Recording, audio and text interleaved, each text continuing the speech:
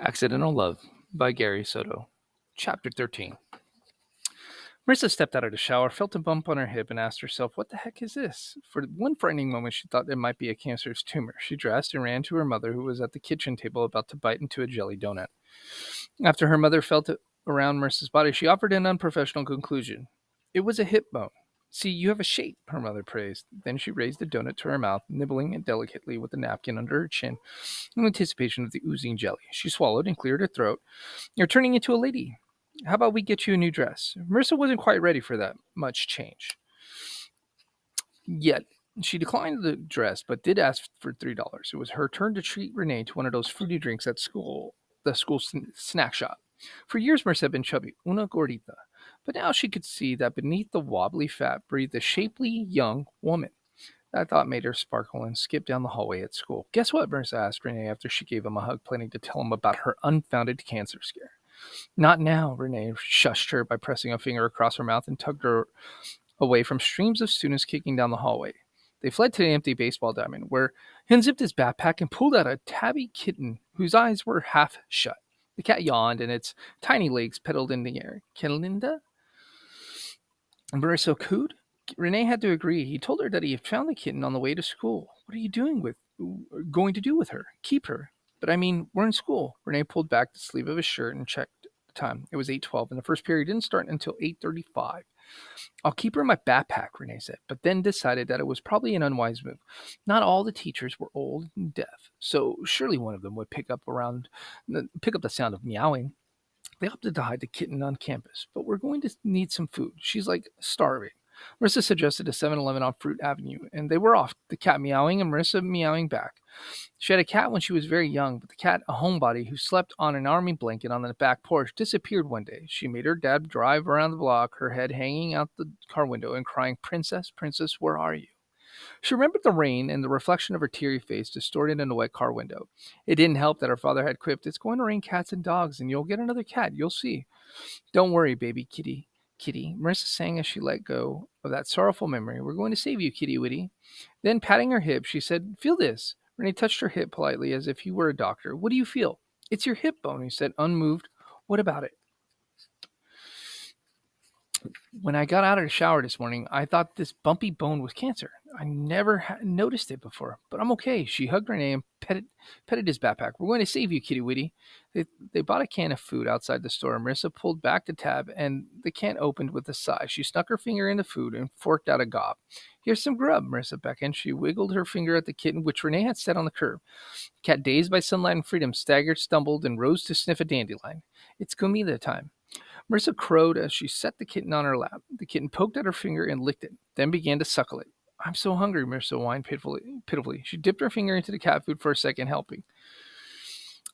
They fed the kitten, returned it to the backpack, and started back to school in a hurry. They were late. On the way, they faced a problem, larger if the vice principal had called them in the office. It's my mom, Renee cried, and stepping away from Marissa, his mother car just turned a corner, slowed, and braked in the middle of the road. Its taillights red as sin. She whipped her head around, and her eyes locked on them. The car window rolled down. What are you two up to? She yelled. They turned and hurried through the broken fence at the corner of the campus. Marissa was miffed at Renee for having stepped away from her. She was aware that he wasn't brave, but wasn't she his girlfriend? Was he that scared of his mother? I'm sorry I did that, Renee apologized. He had picked up on her disappointment. He tried to put his hand around her waist, but she shrugged it off. They walked in silence, ignoring the cat's meowing. When they began to cross the baseball field, Marissa asked, what are we going to do with the cat? Renee suggested a dugout by the baseball diamond. She won't go anywhere, he said. He set a can of cat food on the floor of the dugout, and the kitten licked it. She's so cute, Marissa said in a brighter mood, as she took Renee's hands in hers. She didn't want to stay grumpy. It wasn't his fault. His mother's second vehicle was a broom. She rested her head against his shoulder and scanned the school grounds. A landlocked seagull, wing raised, was pecking at his feathers. I wish we could go far away. Like where? Renee asked. To the ocean, or maybe to somewhere it snows. Renee embraced and kissed Marissa. That would be okay with me. Wouldn't it be cool if the seagull got really, really big so that we could sit on it and fly away? Marissa became dreamy as she envisioned both of them clinging to the neck of a seagull and flapping along at cloud level. It's possible, Renee said. One day it's going to happen. What do you mean? Gene research. In a decade, scientists are going to be able to increase the size of animals. You just watch. Maybe you'll be the one and a scientist. Marissa expanded and the dream of flying away on the back of a seagull. They would live on an island, drink coconut milk, and skewer fish on sticks and roast them over an open fire. She told Renee that when their clothes shredded to nothing, they could weave themselves hula skirts and make sandals out of tree bark. And if they got sick, they could lie on the beach and let the sun heal them. What about the kitten? Renee asked. We'll take her with us. Marissa tickled the kitten's chin. Huh, silly? You'll go with us to a faraway island. There will be a boy kitty waiting for you. What should we name her? Renee asked. Marissa was quick with an answer. She liked the name Sammy, short for Samantha, but didn't explain that she had seen a name with a heart drawn on the chalkboard in the storage room. She didn't divulge the story about the girl who had died and was forgotten. They were late for the first classes and walked hand in hand as if they were handcuffed into the principal's office. But the principal had no time for them. The secretary presented them with tardy slips and shooed them out the door. There was an emergency. One of the students in the art class had sliced his wrist and showered blood all over the classroom. By first break, everyone was talking about Cody, the boy who had taken a shard of glass and raked it over his wrist. Do you know him? Marissa asked as they hurried across the field toward the baseball diamond. Not really, Renee answered. I just remember him from fourth grade. He put a crayon up his nose and they had to call the fire department to get it out. No, I'm serious. They had to call the fire department. Marissa pictured a red crayon sticking out of this kid's nose. She couldn't help but think that had been a sign of worse things yet to come. Red nose, red wrist. They found a kitten asleep on the bench in the dugout. Sammy, Marissa called. She bent down and picked up the cross-eyed cat. It had been sleeping and was still groggy. She cradled the kitten in her arms, but handed it to Renee when her cell phone rang. Yeah, Marissa said. It was Priscilla calling from somewhere on campus. Marissa was excited to share the secret about the kitten, but Priscilla had a secret of her own. She said that a boy, a good-looking one too, was shadowing her. Their faces had almost touched when they bent down at the water fountain at the same time. He had been two places behind her when she was in line to get a churro. Didn't that mean something? You go, girl, Marissa exclaimed. The stars are aligned and coming together. You were meant to be a couple. When Marissa was younger, she had followed her horoscope closely and believed that the moon and stars had an effect on mankind. She was a whimsical Sagittarius, given to flights of fancy and temper tantrums. She had however, never, read, a nerd will come into your life. Some events were inexplicable, like the discovery of the kitten, which was now on top of Renee's shoes, throwing jabs at the laces. Neither could Marissa explain why Priscilla had already forgotten Aaron, but she was glad about it. Even a cat doesn't like my shoes, Renee joked. They're ugly. Muy feos. Marissa agreed. It would be better if you went barefoot. I almost am. He stood stork-like and lifted one leg to present with pride to the bottom of his shoes. There was a small, worn hole in the sole. When the bell rang, Marissa stroked the kitten goodbye and promised to return.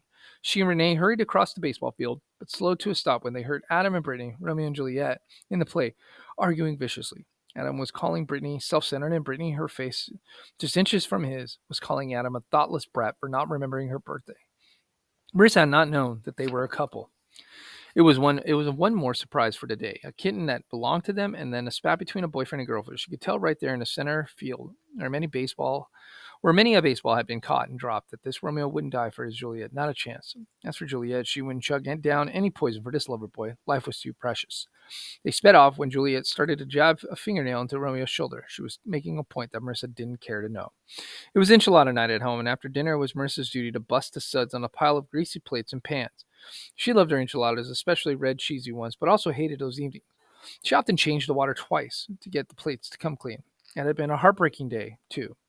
When she and Renee returned after school to claim the kitten, it was gone. Marissa's eyes had become moist, and her lower lip trembled for Sammy. The seagull was gone as well. For a moment, as they walked across the baseball field hand in hand with their heads bowed from their loss, Marissa had imagined that the kitten was on the back of the seagull, headed somewhere nice. Mom, Marissa called softly. Her mother was searching the pantry for a can of tuna in the next day's lunch. She came out with a can of Spam. What? She asked. Are you going to come to see Romeo and Juliet? Claro. I'll be seated right up in front. She nudged her daughter away from the sink to rinse the top of the can. She dried the can on her apron and asked, Who's this boy you like? He comes over here to play chess, but you never talk about him. Marissa's face reddened, not from the steaming dishwasher, but from her mother's direct question. Has she dropped clues about having a boyfriend? Maybe her mom had guessed from Marissa's sudden weight loss. With nowhere to turn in their small kitchen, Marissa had provided her mother with the truth. Yes, she had a boyfriend, and yes, it was that boy who had come over, named the certified nerd. Her mother gazed at her daughter, measuring the truth. You're not going to do anything serious with him, right? She finally asked. The directness of the question shamed Marissa. No. She liked holding hands and hugging and taking his breath away with kisses, but she was not ready for anything riskier. Marissa's mother studied her for a minute, then turned away without offering a lecture. about boys and girls. She mumbled again something about misplaced black olives as she began to look in the refrigerator. Is Dad coming too? Marissa was eager to change the subject. Como? Her father called from the living room. He was seated in a recliner for the evening, a hand on the remote in order to mute the volume when a commercial began to blabber. Dad, she screamed, "Do you want to see? Do you want to see me in Romeo and Juliet?" She had set the last pan on the dish rack. Como? He brayed. Marissa finished by wiping the counter, and she and her mother joined her father in the living room. Monday Night Football was on, and father was resting his bones while the players on the screen were throwing themselves at each other viciously. The plays this week. I don't have a speaking part, but I'm in the chorus. You're in a play? Her father asked in disbelief. Marissa remained patient. In Romeo and Juliet, remember?